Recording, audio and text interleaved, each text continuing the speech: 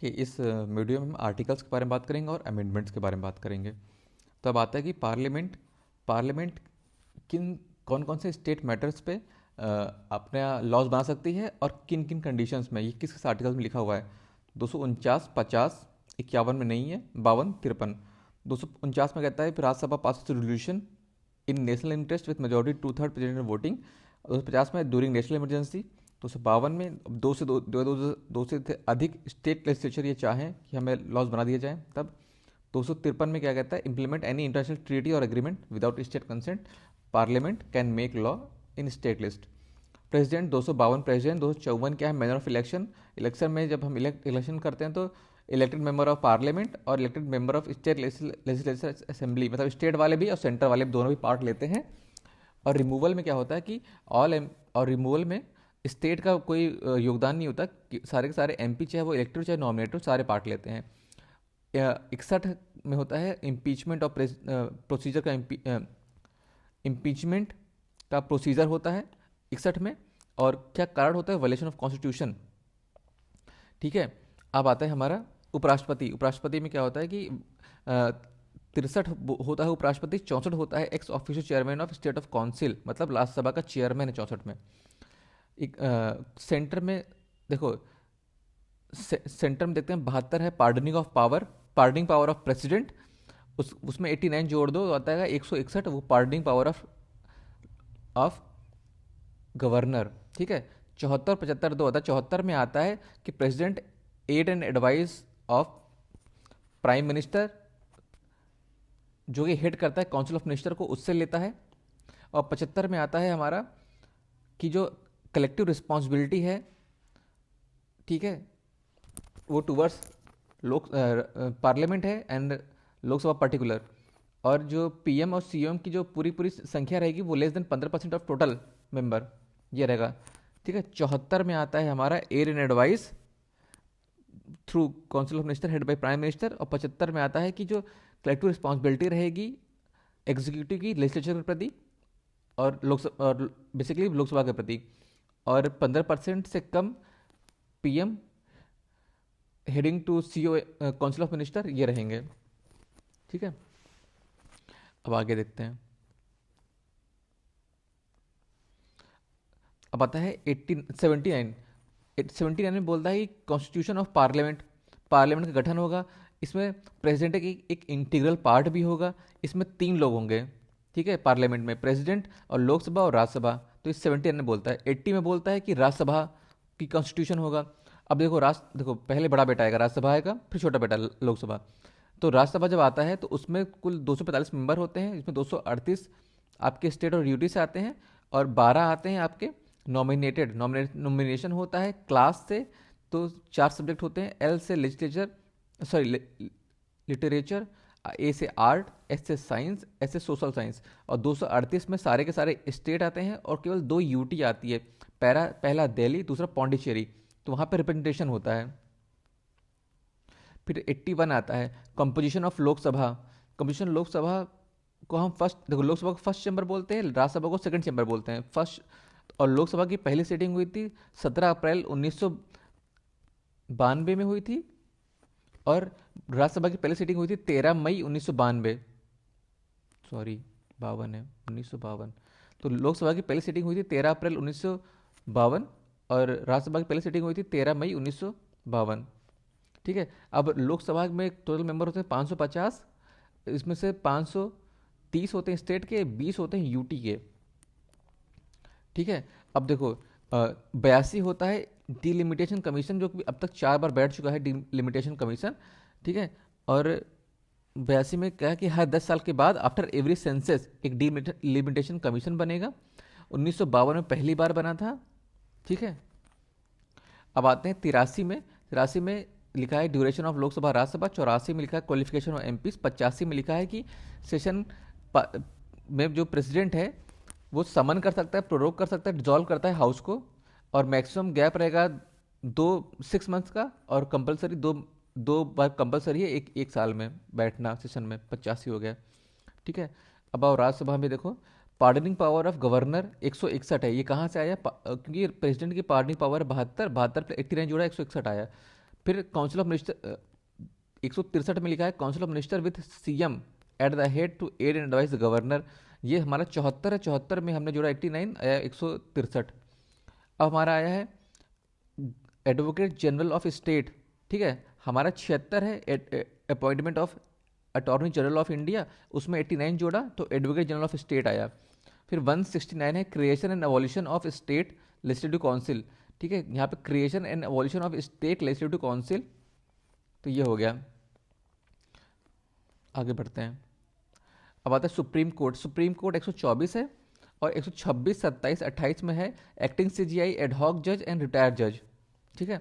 130 में है seat of supreme court, 130 में सीट ऑफ सुप्रीम कोर्ट है। 136 में स्पेशल पिटीशन, 137 में advisory jurisdiction, supreme court can review its, sorry 136 में स्पेशल पिटीशन, 137 में है revisory jurisdiction, supreme court can review its own judgement, ठीक है।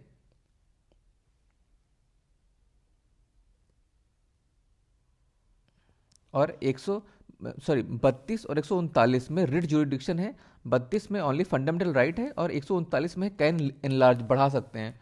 142 में कंप्लीट जस्टिस की बात कही गई। 143 में advisory jurisdiction, power of president to consult supreme court, और ठीक है 141 में लिखा है all law declared by supreme court shall be binding on all courts. अब इसका समरी देखो, 136 में स्पेशल पिटीशन, 137 में है रिवाइजरी जुडिक्शन, 141 में है सुप्रीम कोर्ट डिसीजन बाइंडिंग होता है, 142 में है कंप्लीट जस्टिस, 143 में है एडवाइजरी जुडिक्शन, ठीक है। 124 में तो सुप्रीम कोर्ट, 136 में स्पेशली पिटीशन, 137 में रिवाइजरी जुडिक्शन, 141 में है सुप्रीम कोर्ट डिसीजन बाइंडिंग हो सब पे, 142 में कंप्लीट जस्टिस, 143 में एडवाइजरी जुडिक्शन, ठीक है। आगे बढ़ते हैं। 63 तो हो गया प्रेसिडेंट का। अब 85 में था कि समन प्रोरोग कर और डिसॉल्व कर सकते हैं प्रेसिडेंट। और देखो 108 में ज्वाइंट सीटिंग, तो 87 में हो गया special address to joint seating.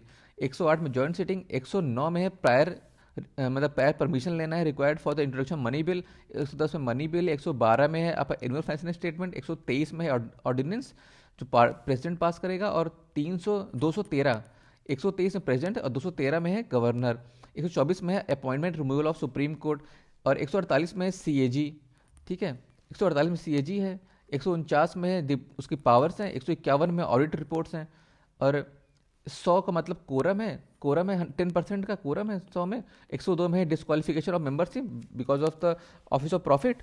फिर अब क्वेश्चन आवर क्या होता है कि पहला hour of every parliamentary proceeding, तो क्वेश्चन आवर बोलते हैं, 0 आवर बोलते हैं, agenda of the day decide होता है। 157 में होता है parliament can establish additional court for better administration of law. 247 में हमारा ये कि पार्लियामेंट और एडिशनल कोर्ट्स इस्टेब्लिश कर सकता है for the better administration of law. 169 में creation and abolition of state legislative council.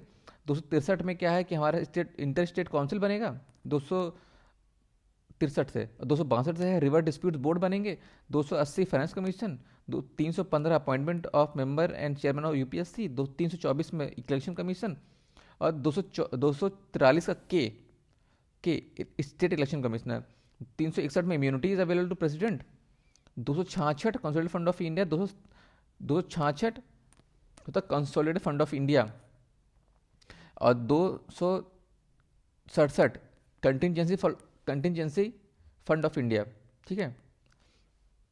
66 में कंसोलिडेटेड फंड ऑफ इंडिया, 67 में है 267 में कंटिजेंसी फंड ऑफ इंडिया, 275 में grant from the union to the certain states, 279(1) में है जीएसटी काउंसिल, 338 और 338A 338B national commission for ST OBC SC ST OBC, ठीक है। आगे 300A में है राइट टू प्रॉपर्टी का लीगल राइट है, और 368 में क्या है अमेंडमेंट कॉन्स्टिट्यूशन का प्रोसीजर है, 352 में 352 में नेशनल इमरजेंसी, 356 में है प्रेसिडेंट रूल, 360 में नेशनल फाइनेंशियल इमरजेंसी, 352 में है हमारा इसमें जो किस किस पे लग सकती थी war, external aggression and armed rebellion, और आर्म्ड रिबेलियन आया है किस वर्ड को रिप्लेस करके, इंटरनल डिस्टर्बेंस, जो कि 44th कॉन्स्टिट्यूशन अमेंडमेंट 1978 को में आया था।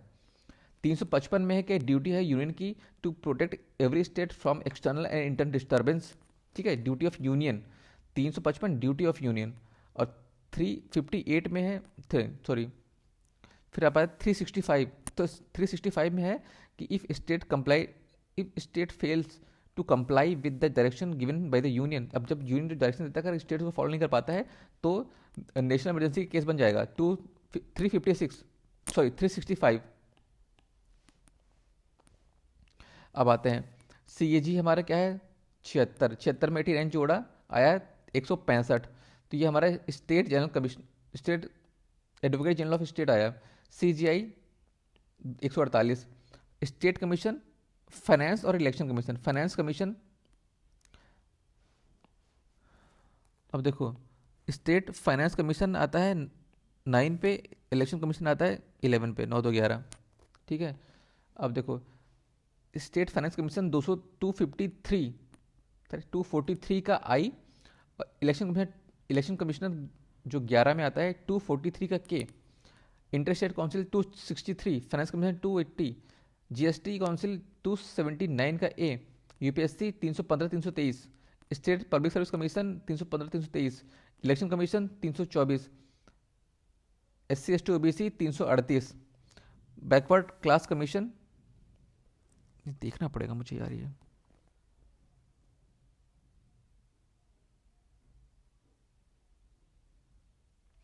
इन दोनों को मैं भी देखूंगा। Special officer for linguist minority 350 का बी। अब 243 में लिखा हुआ है the official language of union shall be Hindi in Devanagari script. और 302 में लिखा है parliament has power to impose restriction on trade commerce intercourse within India. और 304 में लिखा हुआ है power of parliament to restrict trade commerce intercourse among states. तो ये आपका हो गया अमेंडमेंट्स, सॉरी अभी आपको आर्टिकल्स। अब अमेंडमेंट में आते हैं। तो पहला अमेंडमेंट हमारा है 9th शेड्यूल उससे आया था। पहला अमेंडमेंट हुआ था 1951 में, आर्टिकल 31 का ए 31 का बी ऐड किया गया था। सातवां अमेंडमेंट 1956 में है, उसमें पार्ट पार्ट 7 हटा दिया गया था, reorganisation of state into 14 state and 6 union. और 42 अमेंडमेंट एक्ट 1976 जो हमारा है इसको मिनी कॉन्स्टिट्यूशन बोलते थे। इसको रिकमेंडेशन है स्वर्ण सिंह कमेटी की रिकमेंडेशन से आया था ये हमारा, ठीक है। इसमें इसमें socialist secular integrity word use किया गया है प्रेम्बल में। एक नया पार्ट आया है फंडामेंटल ड्यूटीज़ का, और न्यू कुछ डायरेक्टिव प्रिंसिपल्स ऐड किए गए थे जिसमें कि equal justice and free legal aid 39 का ए है। Participation of worker in management of industries 43 का ए है। और protection of environment forest and wild life 48 का ए है। ये सब आया था। और 5 सब्जेक्ट हमारे ट्रांसफर हुए थे स्टेट लिस्ट से कंकरेंट में, इसमें education, forest, protection of wildlife, weights and measures and administration of justice, ये सब शिफ्ट हुए थे। 44th हमारा है इंटरनल डिस्टर्बेंस में रिप्लेस किया था आर्म्ड रिबेलियन ने। राइट टू प्रॉपर्टी, इसमें से आर्टिकल 44th में राइट टू प्रॉपर्टी का आर्टिकल डिलीट हुआ था आर्टिकल 31 से, और इसको लीगल राइट बना दिया गया था आर्टिकल 300 का ए। 52 हमारा था popularly known as anti defection law, जो कि 10th शेड्यूल में आया था। 61 में क्या हुआ था, तो 52 वाला क्या कब आया था 1985 में। 61 वाला आया था 1989 में, इसमें एज 21 से 18 कर दी गई थी। और 69 अमेंडमेंट एक्ट 1991, इसमें जो 69th अमेंडमेंट 1991 इसमें ऐड हुआ था आर्टिकल 239 AA 239 AB, दिल्ली से रिलेटेड है। 73rd अमेंडमेंट एक्ट 1992 और 3, इसमें से पंचायती राज ऐड हुआ था। इसमें से ये पंचायती राज है पार्ट 9 में शेड्यूल 11 में, और उसमें 29 सब्जेक्ट्स हैं। इसमें आर्टिकल आए थे 243 ए से लेकर 243 ओ तक। और इसी का म्यूनिसपैलिटीज़ वाला क्या है, ये पार्ट 9 ए है, और इसमें शेड्यूल 12 में आया था ये, और इसमें 18 सब्जेक्ट्स हैं। इसमें 243 पी से लेकर 243 जे तक, जी तक। अब आता है हमारा 86 कॉन्स्टिट्यूशन अमेंडमेंट 2002, इसमें elementary education was made fundamental right 6 से 14 वालों के लिए। और आर्टिकल 45 DPSP में आया था, जिसमें से अर्ली चाइल्डहुड केयर 0 से 6 साल के लिए। और आर्टिकल ऐड हुआ था 21 का ए, 45 और 51 ए के। और 89th अमेंडमेंट 2003, इसमें बाइफरकेट कर दिया गया था SC ST कमीशंस को। 97th कॉन्स्टिट्यूशनल अमेंडमेंट एक्ट 2011, इसमें कॉर्पोरेट सोसाइटीज़ के बारे में बात की गई है। इनको रखा गया है आर्टिकल 19 में, ऐड किया गया आर्टिकल 43 का 20 में कॉर्पोरेट सोसाइटी के बारे में बात की गई है। 100 अमेंडमेंट है, 2015 में आया था, इसमें लैंड बाउंड्री एग्रीमेंट है। जीएसटी आया है 2016 में आया है, 101 अमेंडमेंट है जीएसटी का। जीएसटी काउंसिल बनी है आर्टिकल 279A में। अमेंडमेंट 102 अमेंडमेंट एनसीबीसी, ठीक है, इसमें national commission of backward classes के बारे में है, 2018 में आया है, ठीक है। 113 EWS 2019 में आया है। 114 है एंग्लो इंडियन का रिजर्वेशन हटाया गया है, 220 में आया है, 2020 में आया है। और 105 अमेंडमेंट 2021 में आया है, जिसमें power of state to identify socially and economically backward class के जो लोग हैं उनको करने के लिए। 106 अमेंडमेंट आया है 2023 में, इसमें 1/3 रिजर्वेशन है विमेन को। तो 100 आया है 115 में लैंड बाउंड्री एग्रीमेंट। 101 आया है जीएसटी 2016 में। 102 आया है एनसीबीसी 2018 में। 103 आया है ईडब्ल्यूएस 2019 में। 104 आया है एंग्लो इंडियन 2020 में। 105 आया है स्टेट की पावर एससीबीसी को के लिए 2021 में। और नारी वंदन 2023 में। Thank you.